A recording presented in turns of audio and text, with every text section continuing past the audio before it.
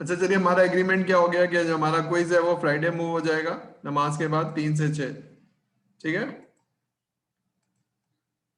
ठीक है भाई, आप लोगों ने एग्री कर लिया इस बात पे। ठीक है सर। Yes sir. ठीक है चलिए, चलिए तो हम थोड़ा सा कंप्यूटर टाइप पढ़ रहे थे और हम रिवाइज कर रहे हैं इसको कि there are two types of computer, हम जरा देख लेते हैं। ठीक है, लेकिन कंप्यूटर को चलाने के लिए there are two things required. ठीक है, एक तो कंप्यूटर इटसेल्फ है जिसको हम सिस्टम कहते हैं। ठीक है, तो सिस्टम इटसेल्फ होता है लेकिन वो नहीं चल सकता, आप उसको ऑन करेंगे तब भी वो नहीं चलेगा, उसमें कुछ इंस्ट्रक्शंस चाहिए आपको उसको चलाने के लिए, सॉफ्टवेयर चलाने पड़ेंगे। ठीक है ना, तो हार्डवेयर बगैर सॉफ्टवेयर के नहीं चल सकता, सॉफ्टवेयर बगैर हार्डवेयर के नहीं चल सकता, तो they are two essential part for computing. ठीक है, जो कंप्यूटर आप चला रहे हैं इसमें दो असेंशियल पार्ट हैं, जैसे एक गाड़ी है, गाड़ी बगैर पेट्रोल के नहीं चलेगी, दोनों को एक चीजें दूसरी चीजें चाहिए, तो पेट्रोल और गाड़ी दोनों मिला के गाड़ी चलेगी, बल्कि ड्राइवर भी चाहिए, तीसरी चीज। तो कंप्यूटर बगैर हार्डवेयर सॉफ्टवेयर के नहीं चलेगा, उसमें देयर आर सर्टेन इंस्ट्रक्शन। अब सॉफ्टवेयर भी दो किस्म के हो जाएंगे, वो हम आगे चल के पढ़ते हैं। ठीक है ना, तो hardware need software, software to be useful, इसी तरह से दोनों को एक चीजें एक दूसरे की चाहिए। ठीक है ना, तो अब होता क्या है कि जो आपने कंप्यूटर बनाया है या जिसको आप सिस्टम कहते हैं, एक्चुअली ये वो वाला सिस्टम नहीं है जो नॉर्मली हम एक सिस्टम की बात करते हैं, उसमें लोग होते हैं, प्रोसेस होते हैं, हम उस सिस्टम की बात नहीं कर रहे, हम कंप्यूटर की बात कर रहे हैं, कंप्यूटर को भी सिस्टम कहते हैं। तो कंप्यूटर जो है वो एक सर्किट है, इलेक्ट्रॉनिक डिवाइस है और कुछ नहीं है, उसमें कुछ VLSIs लगी हुई हैं, चिप्स लगी हुई हैं जिसमें वो कंपैरिजन करता है और सारी कुछ है, तो इतना कुछ आप जो कर लेते हैं उससे, just because it's an electronic device, वो कंपैरिजन कर लेता है और चीजों को अपनी मेमोरी में रख के ऐड डिलीट कुछ कंप्यूटेशन कर लेता है और कंपेयर कर लेता है, बस ये दो काम करता है उसका जो प्रोसेसर है। ठीक है, तो क्या वो लैंग्वेज जो आप लिखते हैं सी में, जावा में, क्या वो कंप्यूटर समझता है? तो आंसर इज नो। ठीक है, तो कंप्यूटर क्या समझता है? कंप्यूटर समझता है करंट और नो करंट। ठीक है, उसके अलावा एक प्रोसेसर की लैंग्वेज होती है जिसको मशीन लैंग्वेज कहते हैं, ये वो वाली है। तो machine language through readily understood by microprocessor but it's very difficult to right.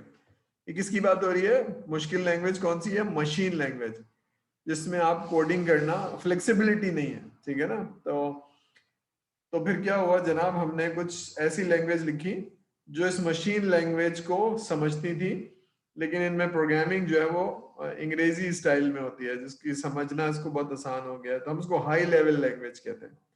ठीक है, जो कंपाइलर आप देखते हैं सी का या जावा का या पाइथन का, ये सब हाई लेवल लैंग्वेज है। ये हाई लेवल लैंग्वेज में आप प्रोग्रामिंग करते हैं तो फिर इनको ये मशीन लैंग्वेज में लिखता है या कन्वर्ट करता है या कंपाइल करता है या ट्रांसलेट कर लेता है। वो मशीन लैंग्वेज जो है ना, वो एग्जीक्यूशन कोड होती है, वो आपसे मशीन से काम कराती है या सिस्टम से काम कराती है। ठीक है, फर्क समझ में आ गया? High level language and machine language समझ में आ रहा है? हम आगे चले। ठीक है, तो तो होता क्या है कि जो हाई लेवल में प्रोग्राम लिखना शुरू होता है तो प्रोग्रामर्स क्या करते हैं, जो कोड लिखते हैं वो हाई लेवल में लिखते हैं, मशीन लैंग्वेज में नहीं लिखते हैं। ठीक है ना, तो क्या होता है कि जो हाई लेवल लैंग्वेज है वो ट्रांसलेट कर लेती है या कन्वर्ट कर लेती है किसको? मशीन लैंग्वेज में। जो आप कंपाइल करते हैं ना, तो एक्चुअली वो मशीन में एग्जीक्यूटेबल में कन्वर्ट हो जाती है। ठीक है, तो लिखना आसान हो गया, समझना आसान हो गया। ये ऐसे जैसे किसी आप मुल्क में गए हैं और आपको जुबान नहीं आती तो आप भटकते रहेंगे, तो आप एक ट्रांसलेटर रख लेते हैं जो आपकी जुबान को समझाता रहता है, दोनों जुबानें समझता है, तो ये कंपाइलर है। तो कोई भी कंपाइलर ट्रांसलेट कर लेता है इस लैंग्वेज में। अब यहां से हमारा लेक्चर शुरू होता है, जो हम बात करेंगे सिस्टम को अगर डिवाइड करें तो देयर आर टू टाइप्स। एक वो सॉफ्टवेयर है जो सिस्टम को चलाता है, तो इसको हम कहते हैं सिस्टम सॉफ्टवेयर, यानी वो सिस्टम को चलाने के लिए उसको जरूरी आइटम्स यानी मशीन से बात करने के लिए जो चीजें चाहिए वो इसके अंदर है। मशीन को बूट करने के लिए, मशीन को समझने के लिए, ठीक है ना, तो बूट सिस्टम, ऑपरेटिंग सिस्टम, ये सारी चीजें सिस्टम सॉफ्टवेयर कहलाती हैं। जब ये लोड हो जाती हैं और कंप्यूटर ऑन हो जाता है, अब ये रेडी है आपकी बात सुनने के लिए, जिसको आप एप्लीकेशन सॉफ्टवेयर कहेंगे। अब इसके ऊपर आप एप्लीकेशन चलाइए, ठीक है। तो जब आप सिस्टम को ऑन करते हैं, पावर ऑन करते हैं, जो भी जिस तरह से करते हैं, तो जब ऑन होता है तो पहले तो उसका हार्डवेयर चलता है, लेकिन उसमें फिर बायोस इंस्टॉल होती है और फिर उसमें ऑपरेटिंग सिस्टम इंस्टॉल होता है, ठीक है, हर दफा। तो जब आप ऑफ करते हैं या शट डाउन करते हैं तो फिर वो डिलीट हो जाता है। तो that is a system software, ठीक है ना। यानी उसको चलाने के लिए आपको, मशीन को चलाने के लिए आपको ऑपरेटिंग सिस्टम चाहिए, ठीक है। एप्लीकेशन सॉफ्टवेयर क्या है? जो भी आपने एप्लीकेशन यूज कर रहे हैं, फॉर एग्जांपल व्हाट्सएप है, फॉर एग्जांपल फेसबुक है, फॉर एग्जांपल एलएमएस है जो आप यूज कर रहे हैं, फॉर एग्जांपल कोई भी लाइब्रेरी का सिस्टम है ऑनलाइन, या कोई और एप्लीकेशन, जिस तरह कमर्शियल एप्लीकेशन है, बैंकिंग का सॉफ्टवेयर, या कोई फार्मास्यूटिकल कंपनी का सॉफ्टवेयर, या कोई मैन्युफैक्चरिंग कंपनी का ईआरपी, ये सारे एप्लीकेशन सॉफ्टवेयर है। इसका क्या मतलब है? पहली लेयर हार्डवेयर की है, दूसरी लेयर सिस्टम सॉफ्टवेयर की, तीसरी लेयर एप्लीकेशन सॉफ्टवेयर की है, जो आप इंस्टॉल करते हैं, बनाते हैं और उसको यूज करते हैं, ठीक है। ये थोड़ा सा समझाने के लिए है कि आपका जो ऑपरेटिंग सिस्टम है, डिवाइस ड्राइवर है, और जो भी ऐसे सॉफ्टवेयर हैं जो आप नहीं लिखते हैं, सिर्फ इस्तेमाल करते हैं, वो सिस्टम का पार्ट है, ठीक है ना। लैंग्वेज जो आप लिखते हैं वो आप एक कंपाइलर इंस्टॉल कर लेते हैं, ठीक है। तो programmes that generally perform the background task, ठीक है ना। तो ये वो वाले काम है जो बैकग्राउंड पे टास्क करते हैं, जो आपको इंस्टॉल हुए हुए नजर आते हैं, इसमें आपका कोई लेना देना नहीं है। नॉर्मली जो कंपनी सिस्टम बनाती है वही ऑपरेटिंग सिस्टम बनाती है। This is a usual practice. जिसने मशीन बनाई है उसको मालूम है ये चलेगी कैसे, तो वही चीजें बताती है, एक्सेप्ट द पीसीज। पीसीज में एक स्टैंडर्ड कॉन्फ़िगरेशन है, server, sorry, processor, hard disk, ये सारी चीजें स्टैंडर्ड कॉन्फ़िगरेशन है। इसमें नॉर्मली ऑपरेटिंग सिस्टम जो है ना, विंडोज का या माइक्रोसॉफ्ट का लगता है, ठीक है ना। लेकिन अगर आपका एप्पल है तो एप्पल का अपना ऑपरेटिंग सिस्टम है, सन है तो सन का अपना सिस्टम है, ठीक है ना। इस तरह से है। तो बड़े बड़े सिस्टम में अपने एचपी का अपना ऑपरेटिंग सिस्टम होता था, लेकिन नॉट एनी मोर एचपी का, ठीक है। एप्लीकेशन सॉफ्टवेयर क्या है? General package. जिस तरह अगर आप एमएस ऑफिस यूज करते हैं तो एक सॉफ्टवेयर है जो हर जगह चलता है। तो जब आप वर्ड, पावर पॉइंट और एक्सेल यूज कर रहे हैं, एंड दैट इज नॉर्मली एक सपोर्ट सॉफ्टवेयर है, यानी एप्लीकेशन सॉफ्टवेयर है जिसको आप यूज कर रहे हैं, जिसको आपके बहुत सारे काम कर लेता है। तो जो लेफ्ट वाला पार्ट है, सिस्टम वाला पार्ट, ये तो नेसेसरी पार्ट है, इसके बगैर तो सिस्टम चलेगा ही नहीं। लेकिन उसके ऊपर जो आप एप्लीकेशन लिख रहे हैं वो कुछ भी हो सकती है, ठीक है ना। ऑफिस हो सकती है, कोई कस्टमाइज सॉफ्टवेयर आपने बनवाया है किसी वेंडर से, वो आप चला सकते हैं। कोई भी बिजनेस एप्लीकेशन हो सकती है। बिजनेस एप्लीकेशन का मतलब है बैंकिंग, कोई ईआरपी, कोई फार्मास्यूटिकल कंपनी का कोई सॉफ्टवेयर, या कोई एसेट मैनेजमेंट, कोई इस तरह की कोई भी चीज, ठीक है। तो ये वो चीज होती है जो आप सॉफ्टवेयर इंजीनियर्स डिवेलप करते हैं, जाते हैं कस्टमर के पास। ये वाला पार्ट है जो राइट साइड वाला पार्ट है, कि आप एज ए सॉफ्टवेयर डेवलपर जाते हैं, रिक्वायरमेंट लेते हैं, उसका डॉक्यूमेंट बनाते हैं और फिर उसको डिवेलप करते हैं। ये वाला पार्ट है। लेफ्ट वाला जो पार्ट है वो नॉर्मली आप नहीं करते हैं, वो कंपनी खुद करती है, ठीक है ना, या कुछ स्पेसिफिक कंपनी करती है। सॉरी सॉरी सॉरी, ठीक है, कहाँ गया, ठीक है। अब ये देख लीजिए, कुछ रेडीमेड होते हैं श्रिंक रैप, यानी विंडोज जो आपको मिलेगी वो एक पैकेज में मिलेगी, if you are purchasing it, ठीक है। तो डब्बा मिलेगा, उसमें से एक छोटी सी सीडी निकलेगी जो उसको आप, तो श्रिंक रैप का मतलब है वो, COTS का मतलब है कमर्शियल ऑफ द शेल्फ, इसको कॉर्ड्स भी कहते हैं, ठीक है। कमर्शियल ऑफ द शेल्फ यानी रेडीली अवेलेबल है, जाएं जाके खरीद लें, ठीक है। तो MS ऑफिस है, पोडो। अब थोड़ा सा फर्क ये है कि ऑफिस जो है वो आप खुद ही लगा लेते हैं, लेकिन सैप और ओडो आप नहीं लगा सकते हैं, उसके लिए आपको सपोर्ट चाहिए। नंबर 2 है कस्टम बिल्ट। कस्टम बिल्ट क्या है कि कि ये वो सॉफ्टवेयर है, मतलब ये वो चीज़ें हैं जो आपके ऑफिस में होती हैं या आपकी फैक्ट्री में होती हैं या आपकी जो भी आपकी ऑर्गेनाइजेशन में उससे होती हैं, लेकिन इसका रेडिली अवेलेबल सॉफ्टवेयर नहीं है। तो फिर क्या करते हैं, आप इंगेज करते हैं किसी वेंडर को जो सॉफ्टवेयर बनाता है, किसी सॉफ्टवेयर हाउस को इंगेज करते हैं।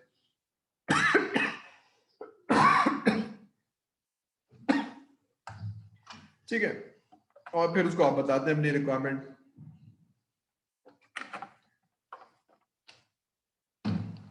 और फिर वो आपकी रिक्वायरमेंट समझते हैं, फिर वो आपको टाइम और कॉस्ट देते हैं, एग्रीमेंट होता है, फिर आप बनाते हैं। तो वो कस्टम बिल्ड का मतलब है आपकी रिक्वायरमेंट को समझ के, जो कि मार्केट में अवेलेबल नहीं है, लेकिन बेस्ड ऑन योर रिक्वायरमेंट। ये ऐसी है जैसे नॉर्मली आप कमर्शियली ऑफ द शेल्फ कपड़े खरीदते हैं, बने बनाए सिले सिलाए, ठीक है ना, जो कि नॉर्मली फिट आ जाते हैं आपको, लेकिन एक ऐसा साइज है आदमी का जो उसको फिट नहीं आते, तो फिर वो कस्टम मेड बनवाएगा, या अपनी अगर ऐसी पसंद है जिसको अलग से बनवाना है तो कस्टम मेड सॉफ्टवेयर बनेगा, कपड़े बनेंगे उसके। ठीक है, फिर यहाँ बात हुई थी ओनरशिप ऑफ द सॉफ्टवेयर। तो देयर आर फ्यू ओनरशिप। एक तो वो लोग हैं जो बनाते हैं और सिर्फ आपको लाइसेंस देते हैं, ठीक है ना। तो हमें थोड़ा समझने की जरूरत है कि generally although a piece of software that is being used by millions, it is not owned by them, ठीक है ना। तो क्या होता है कि मार्केट क्या करती है, आपको लाइसेंस दे देती है, ठीक है। तो हु ओन्स, तो कंपनी ओन करती है उसको, तो उसको प्रोप्राइटरी कहते हैं, ठीक है। यानी वो उनकी प्रॉपर्टी है, आपकी नहीं है, आप उसको यूज कर रहे हैं और उसके पैसे दे रहे हैं उनको, ठीक है। तो लाइसेंस के पैसे दे रहे हैं, इंटेलेक्चुअल राइट के, ओनरशिप के नहीं देते हैं आप उसको, ठीक है ना। तो most software owns Windows, Macintosh, ठीक है। तो इसमें कुछ तो होती है वन टाइम कॉस्ट, जैसे विंडोज आपने ले ली या ऑफिस ले लिया, तो वन टाइम कॉस्ट है, आपने $250 दिए और ले लिया। लेकिन कुछ सॉफ्टवेयर ऐसे होते हैं जो वन टाइम कॉस्ट नहीं होते, उनको मालूम है कि आप यूज कर रहे हैं और उससे हर साल वो पैसे लेते हैं, ठीक है। जैसे ऑरिकल का लाइसेंस हो गया डेटाबेस का, या माइक्रोसॉफ्ट के एसक्यूएल का लाइसेंस हो गया, इसी तरह की एप्लीकेशन का, या एसएपी, या ये लोग क्या करते हैं, एक तो वन टाइम कॉस्ट लेते हैं आपको, जब बेचेंगे आपको नो लाखों डॉलर ले लेंगे, फिर उसके बाद हर महीने, सॉरी हर साल आपसे 22% लेते हैं। यानी जो कॉस्ट है, अगर आपने $1 लाख का लिया था, तब आपको $22,000 हर साल देने पड़ेंगे, ठीक है, जब तक कि आप उसको चला रहे हैं। तो आप कुछ करें ना करें, कोई सपोर्ट ले ना लें, लेकिन बहरहाल आपको 2.5% देने पड़ेंगे, आपको 25%, 22% देने पड़ेंगे, ठीक है। तो ये एक तरीका है क्विक मनी और बनाने का। तो आपको जो कॉस्ट देखनी होती है वो एक साल की नहीं देखनी होती, बल्कि 5 साल 6 साल की देखनी होती है, कि 4 साल में एक कॉस्ट आप दोबारा से भर देंगे, यानी 20%, 20%, 20%, तो 5 साल में वो कॉस्ट दोबारा से दे देंगे आप, जो आपने दिया था $1 लाख, ठीक है। ये तरीका कार है। कुछ फ्री सॉफ्टवेयर होते हैं, जिसको हम ओपन सोर्स भी कहते हैं या GNU भी कहते हैं।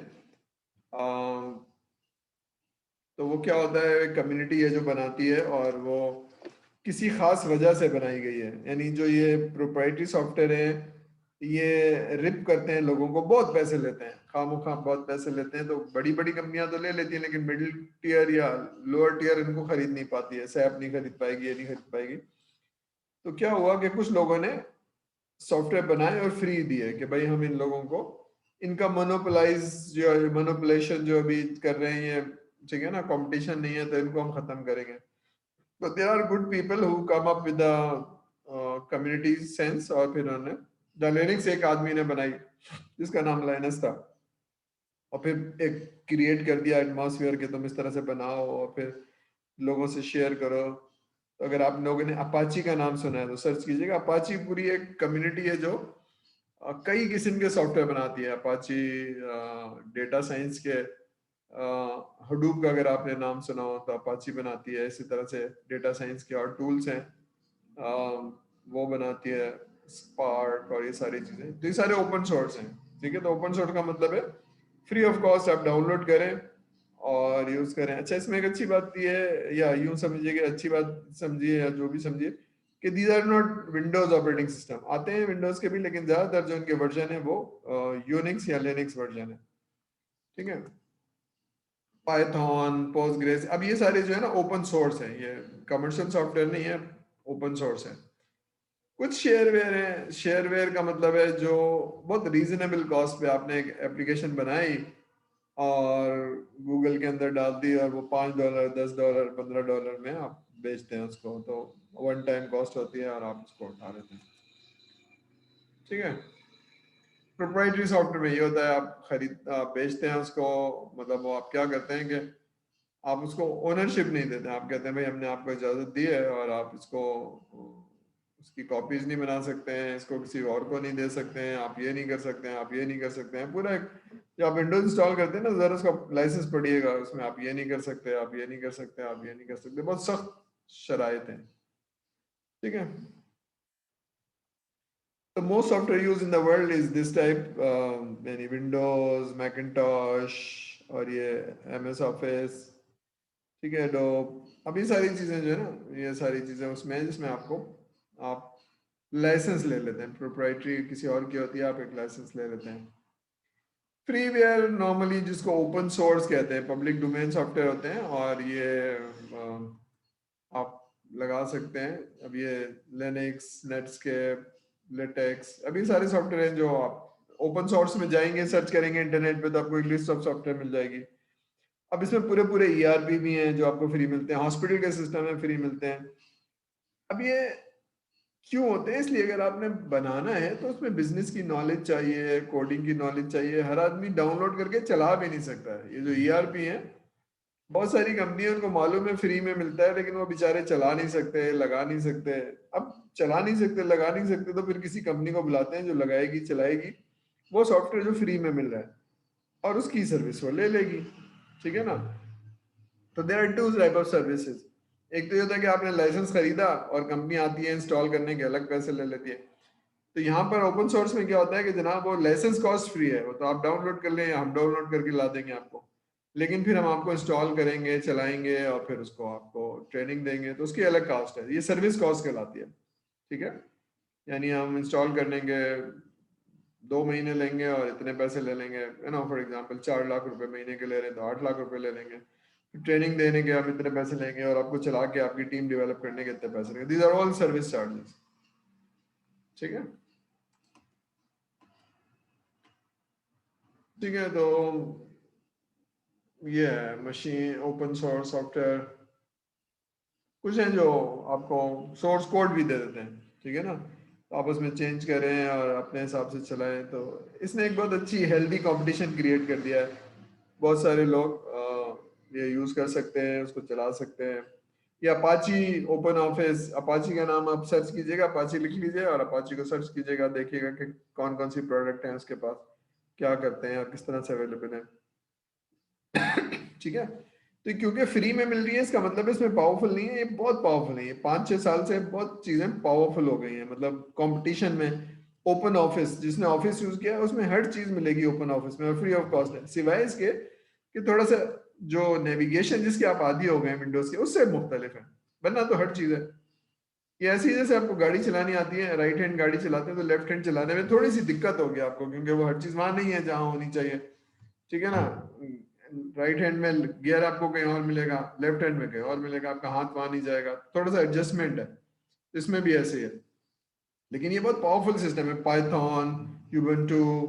ठीक है। और ये जो हुडूप, स्पार्क, ये बहुत ठीक है, इतने पावरफुल हैं।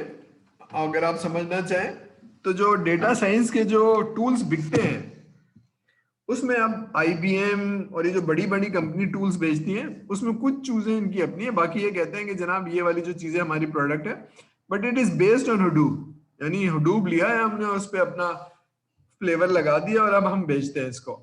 It's so powerful. तो हुडूप जो है, यानी मतलब बताने का मकसद ये है कि ये कमजोर नहीं है, ये बहुत एक्सपर्ट लोगों ने बनाए हुए हैं। ठीक है ना, मतलब इसमें ट्राई अंडरस्टैंड दैट। अभी शेयर वेयर क्या चीज होती है, शेयर का मतलब है आप कहीं इंस्टॉल कर देते हैं और लोगों को कहते हैं डाउनलोड करो, और फिर $10, $50 डिपेंडिंग ऑन द, आप डाउनलोड करते हैं उसको, जैसे विनजिप है या डाउनलोड एक्सीलेटर है, इस तरह की चीजें। ठीक है ना। तो ऐसी बहुत सारी एप्लीकेशन है जो आपको गूगल पे मिल जाती हैं और आप उसको, बहुत सारी चीजें अब तो ठीक है ना। ट्रायल वेयर एक ऐसी चीज है जो एक्चुअली इट्स नॉट लाइसेंस, लेकिन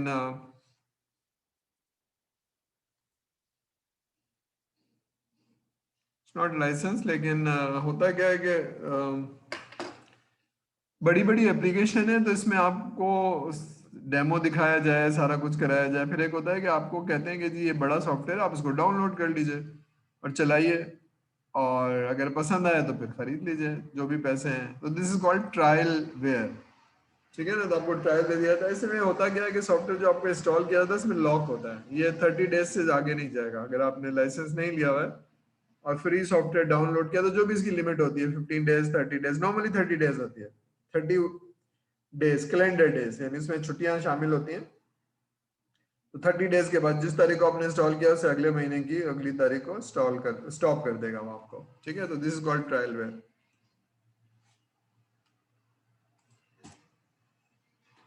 सिस्टम सॉफ्टवेयर क्या होता है? सिस्टम सॉफ्टवेयर ये होता है जनाब, क्या होता है, ऑपरेटिंग सिस्टम है। अब आपको समझ में आ गई होगी कि सिस्टम को जो चलाने वाला सॉफ्टवेयर है वो ऑपरेटिंग सिस्टम होता है। उसमें वो मशीन से बात करता है, चीज़ों को समझता है, ठीक है। इसी तरह से डिवाइस ड्राइवर, आपने कोई चीज़ लगा दी, जैसे अगर मैंने कंप्यूटर है इसके साथ कोई प्रिंटर लगा दिया या कोई और चीज़ लगा दी या स्पीकर लगा दिए, तो जब तक ये मशीन इसको रिकॉग्नाइज नहीं करी, माउस होता है कि माउस का अगर ड्राइवर नहीं इंस्टॉल रहा था माउस नहीं चलेगा। ड्राइवर जरूरी है माउस के लिए क्योंकि माउस कम्युनिकेट कर पाए उससे, ठीक है। या मैं अगर जैसे प्रेजेंटेशन देता हूँ तो आपने देखा होगा मेरे हाथ में गैजेट होती है, इससे मैं आगे पीछे करता हूँ, ठीक है। तो वो आगे पीछे करने के लिए वो मैं जो यूएसबी लगानी पड़ती है, यूएसबी का ड्राइवर लोड नहीं होगा या कभी कभी वो मिसबिहेव करता है तो वो यूएसबी नहीं चलेगी, वो अपना नहीं चलेगा, पॉइंटर कहते हैं उसको प्रेजेंटेशन चलाने के लिए। तो ये सारी चीजों का ड्राइवर जरूरी है। ड्राइवर का मतलब है वो मशीन जो आप क्या हाथ में माउस या जो भी है और कंप्यूटर के साथ वो कनेक्ट हो जाए ठीक है। Utilities, perform systems management and maintenance, बहुत सारी चीजें जो आप चलाते हैं, जैसे हार्ड डिस्क को डीफ्रैगमेंट करते हैं या वायरस एंटीवायरस चलाते हैं, तो एंटीवायरस डिफरेंट किस्म की यूटिलिटीज हैं, ठीक है। इसके अलावा आप बहुत सारे कंपाइलर, फॉर एग्जांपल अगर प्रोग्रामर के आप जावा के प्रोग्रामर हैं या कोई और लैंग्वेज में लिखते हैं, तो ये सारे जो है ना, ये दीज आर सिस्टम की चीज़ें। बूटिंग प्रोसेस क्या होता है? जब आप सिस्टम इंस्टॉल करते हैं तो आपको कुछ मिनट लगते हैं मशीन चलने में, depending on the speed of the computer and capacity of the, कुछ मिनट लगते हैं। तो क्या होता है, वो सिस्टम जब ऑन होता है तो उसकी बायोस उसमें से कुछ लोड करती है, जाती है हार्ड डिस्क में से, ढूंढती है और उन चीज़ों को रैम में लोड करती है, तो वो सिस्टम लोड हो जाता है, अब तैयार है आपका सिस्टम। ये ऐसी है जैसे अगर आप गाड़ी आपके घर में खड़ी हुई है तो वो नहीं चलेगी जब तक कि उसमें पेट्रोल ना हो, चाबी ना हो, स्टार्ट ना हो, अब वो चल पाएगी। तो स्टार्ट करना जिसे होता है ना कि पेट्रोल होना जरूरी है, चाबी होना जरूरी है, फिर आप इग्निशन घुमा के स्टार्ट करते हैं और इंजन चलना शुरू होता है, अब गाड़ी चलेगी। अब आप गाड़ी स्टार्ट नहीं है तो फिर आप गियर लगाते रहें, एक्सीलेटर दबाते रहें, कुछ भी नहीं होगा, ठीक है ना। तो you need to start the car, तो इस तरह से इसमें भी है कि you need to start the system.